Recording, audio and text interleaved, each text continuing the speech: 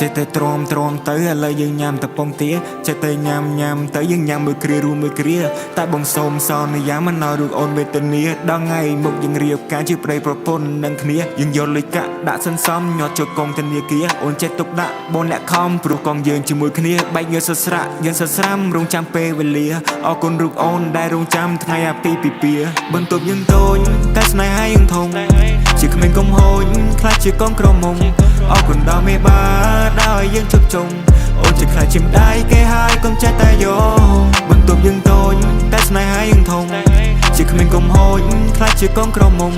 អរគុណដល់មេបាដែលយើងជប់ជុំ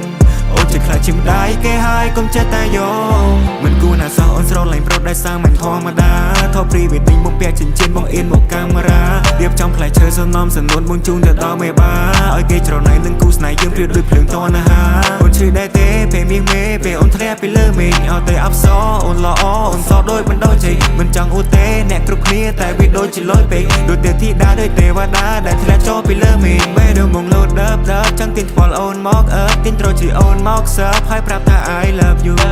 បងនៅកើតមិនថាយប់ថ្ងៃឬព្រឹកបើសិនមិនបានណែបណើស្នេហ៍យើងមិនស៊ីចំពូបន្ទប់យើងតូចតែស្នេហាយើងធំជាក្មេងកុំហូចខ្លាចជាកងក្រមុំអរគុណដល់មេបាដែលយើងជប់ជុំអូនជាខ្លាចជាម្ដាយគេហើយកុំចេះតែយកបន្ទប់យើងតូចតែស្នេហាយើងធំជាក្មេងកុំហូចខ្លាចជាកងក្រមុំអរគុណដល់មេបាដែលយើងជប់ជុំអូនជាខ្លាចជាម្ដាយគេហើយកុំចេះតែយកអ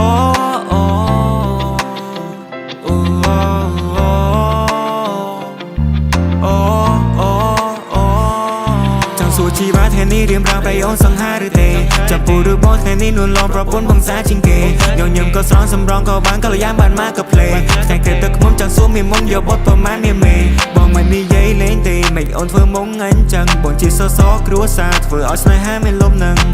បងចង់មានបទហេតុអ្វីឬអូនធ្វើមុងខឹងមិនចង់ឃើញកូនឆ្មាដែលប្រែកាឡាទៅជាសឹងបងជាចៅចិនតែអូនវិញជាខុននារី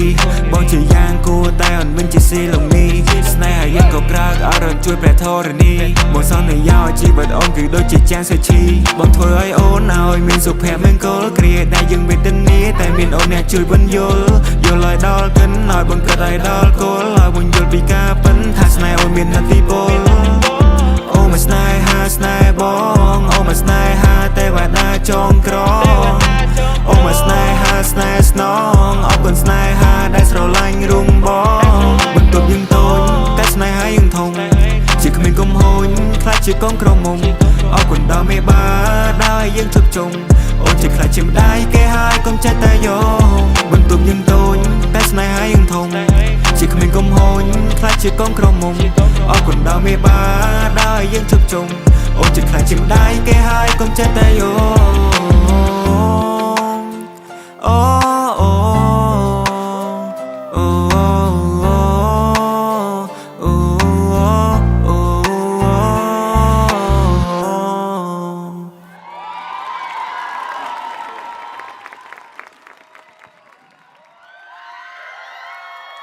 What?